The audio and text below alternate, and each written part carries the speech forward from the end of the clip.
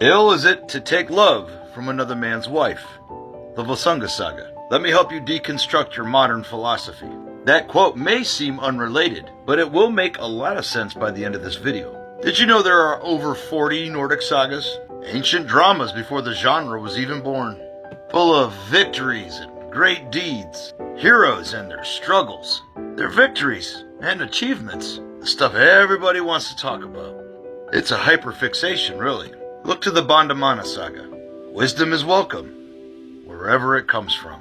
Because what's also in the sagas is tragedy and loss, trials, tribulations, and failures. In some you see a hero rise only to fail and fall. The struggle for survival and the bad side of human nature.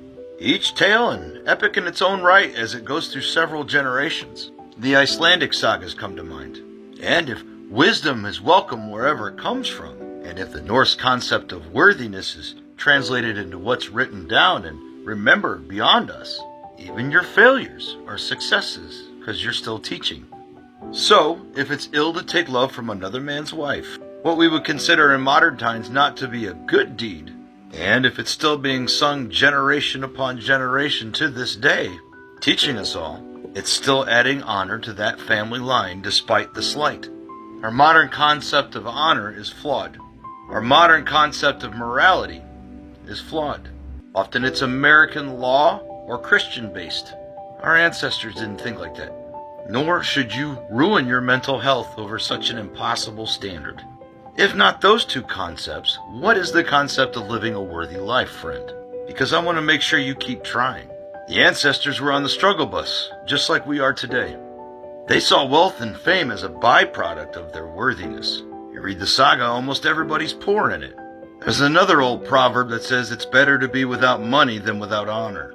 That's kind of counterintuitive to being an American, if you ask me. Capitalism. Yay. But living honorably and having a good reputation were the primary concerns of the Norse. Imagine if our politicians lived that way. No, to the ancestors it was more important about being a person of worth than riches, than many of these modern-day concepts that we are preyed upon with. Sorry, no, we'll never be Sigurd, Beowulf, or Harald Hardrada. We're fresh out of dragons to slay, but maybe you could ask the manager. No, in all the sagas, the virtues that are demonstrated are both good and bad. We're all given different gifts or virtues. Some do call to us more than others. And if their primary concern was their immediate family and or community, you can read about how they used their gifts. Both good and bad. Gifts are meant to be given, friend. You're giving one right now. You're living your life much like many of the heroes in the sagas. Broken, striving, going through many, many difficult times.